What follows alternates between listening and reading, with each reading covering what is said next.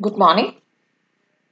Yesterday we have seen what is scientific process school in the last class and the principles also with related to the scientific management. Now let us see the remaining part of the Taylorism. F.W. Taylor, who has contributed much to the scientific management. What was his application? എന്തായിരുന്നു ടൈലറിന്റെ application എന്നുള്ളതാണ് നമ്മൾ നോക്കുന്നത്. Taylor importance കൊടുത്തിട്ടുള്ള കുറച്ച് കാര്യങ്ങളാണ്. There was wider scope for specialization.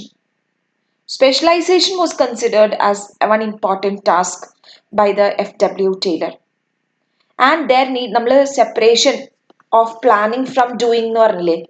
So accurate ആയിട്ട് plan ചെയ്താൽ മാത്രമേ അക്യുറേറ്റ് ആയിട്ട് എക്സിക്യൂട്ട് ആവുള്ളൂ. So accurate planning must be there. And there must be timely delivery of goods. എപ്പോഴും ടൈംലി ഡെലിവറി ഓഫ് ഗുഡ്സ്, എപ്പോഴും ടൈം സ്റ്റഡിക്ക് ഭയങ്കര ഒന്നിനും വേസ്റ്റേജ് പാടില്ല എന്ന് കൺസിഡർ ചെയ്തിരുന്നതാ.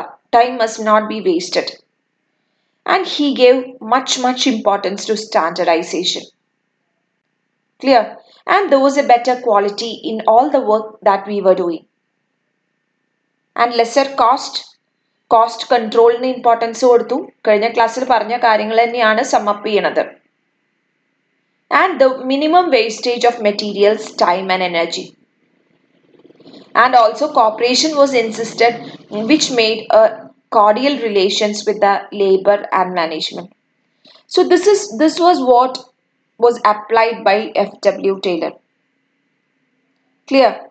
ഒരുപാട് ടൈലറിന്റെ ഈ ഒരു തീം ഭയങ്കര പോപ്പുലർ ആയിരുന്നു. ആൻഡ് അമേരിക്കൻ സൊസൈറ്റിയിലായാലും അമേരിക്കൻ മാനേജ്മെന്റ് അസോസിയേഷനിലാണെങ്കിലും Council of International Progress, everyone discussed this principles that was advocated by Taylor. That was his greatest contribution, and that was why management he was called as the father of scientific management. കാരണം എല്ലാത്തിൻ്റെയും ബാക്കിൽ ഒരു science ഉണ്ട്, accurate ആവണം. എല്ലാത്തിനും ഒരു executive ചെയ്യുമ്പോഴും അതിനൊരു സയന്റിഫിക് പേർപ്പസ് വേണം. there was a scientific way in doing. അതുവരെ നമുക്കതിനെ ഒരിക്കലും മാനേജ്മെന്റിനെ സയൻസ് ആയിട്ട് കണ്ടെത്താനേ പറ്റിയിരുന്നില്ല. And Taylor advocated this policy. But there was quite a lot of criticisms of Taylor's school. ടൈലറിന്റെ ക്രിറ്റിസിസംസ് ആണ് നമ്മൾ ഡിസ്കസ് ചെയ്യണത്. കാരണം സംതിങ് വെരി യുണീക്ക് ആയിട്ടാണ് തുടക്കത്തിൽ കൺസിഡർ ചെയ്തിരുന്നത്. കാരണം പെട്ടെന്നൊരു പുതിയ തിയറി വരുമ്പോൾ അതുവരെ ഇല്ലാത്തൊരു പേർപ്പസ് ആവുമ്പോൾ അതിന് ഭയങ്കര യുണീക്നെസ് ഉണ്ടായിരുന്നു. എല്ലാ മാനേജ്മെന്റുകളും എല്ലാ ഓർഗനൈസേഷൻസിലും അത് ഇംപ്ലിമെന്റ് ചെയ്യാൻ തുടങ്ങിയപ്പോൾ there was ക്രിറ്റിസിസംസ്. കാരണം ബേസിക് ആയിട്ടുള്ള ക്രിറ്റിസിസം ഹ്യൂമൻ ബീയിങ്സ് ആണ് ഓർഗനൈസേഷനിൽ ഉള്ളത്, പ്യുവർലി മെഷീൻസ് അല്ല. So getting everything scientifically prove ചെയ്യുമ്പോൾ what was being ignored was that ignored the human element in the organization. Human element was ignored. Clear? ഒരു വർക്കേഴ്സിനെ എപ്പോഴും machines പോലെയാണ് ട്രീറ്റ് ചെയ്യണത്. there was no feelings, there was no emotions. Clear? അപ്പോൾ എഫിഷ്യൻസിക്ക് importance കൊടുക്കണു, cost control ചെയ്യാൻ importance കൊടുക്കണു. But other than that social needs ഉണ്ട് ഓർഗനൈസേഷനിൽ ഹ്യൂമൻ ബീയിങ്സിന്. their psychological needs has to be satisfied, their physiological needs has to be satisfied. That was not given any consideration in the Taylor school of thought. Clear? അതൊരു വലിയ criticism ആയിട്ട് തന്നെ confine ചെയ്തു. And another criticism was that Taylor was confined mostly to production management. Clear? ഒരു production മാത്രമാണ് അവിടെ importance കൊടുത്തിരുന്നത്. The other aspects of management like financial management, sales management, personal management, etc. were greatly ignored by Taylor. Taylor ignore ചെയ്തിരുന്ന കുറച്ച് പ്രോസസ്സുകളാണ് ഇതൊക്കെ. Clear?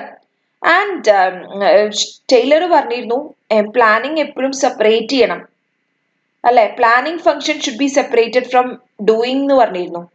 പക്ഷെ മാനേജ്മെന്റിനെ സംബന്ധിച്ചിടത്തോളം planning cannot be separated from doing.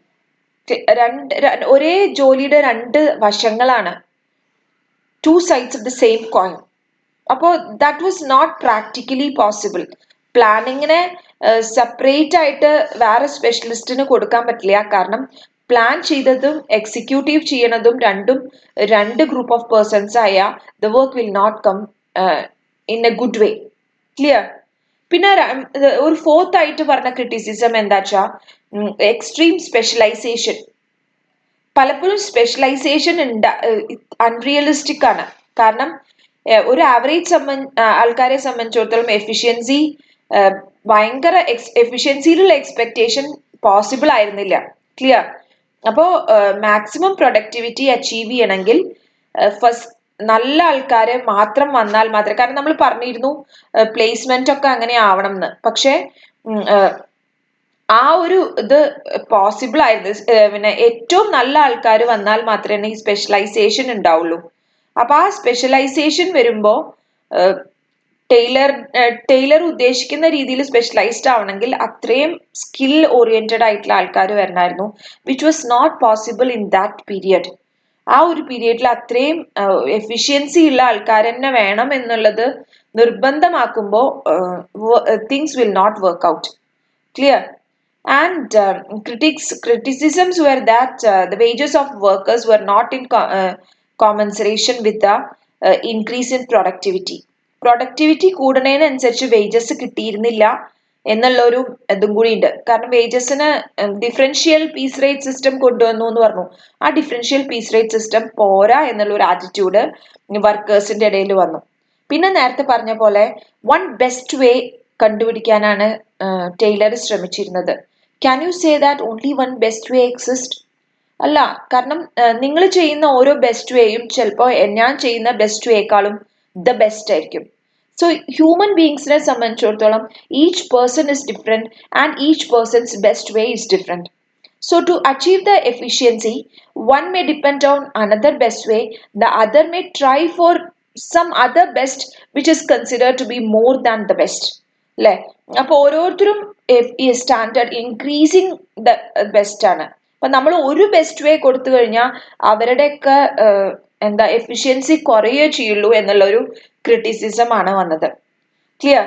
പിന്നെ സ്പെഷ്യലൈസേഷൻ എന്ന് പറഞ്ഞാൽ എന്താ? ഓരോരുത്തരും ഓരോ വർക്ക് മാത്രം ചെയ്യാം. റൂട്ട് ക്ലർക്കിന്റെ മാത്രം വർക്ക് ചെയ്യാം. പക്ഷെ അങ്ങനെ വരുമ്പോ എന്താ അറിയോ, ഭയങ്കര മോണോട്ടണസ് ആവും.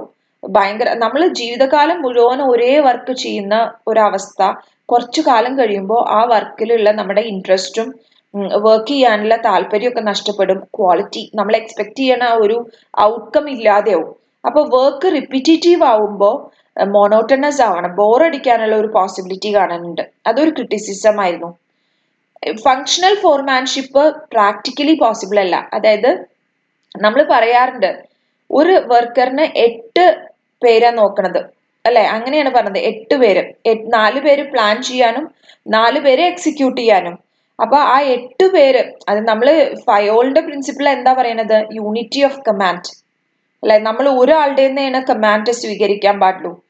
അതിനായിട്ട് നേരെ പ്രാക്ടിക്കലി റിവേഴ്സ് ആയിരുന്നു ഫങ്ഷണൽ ഫോർമാൻഷിപ്പ്.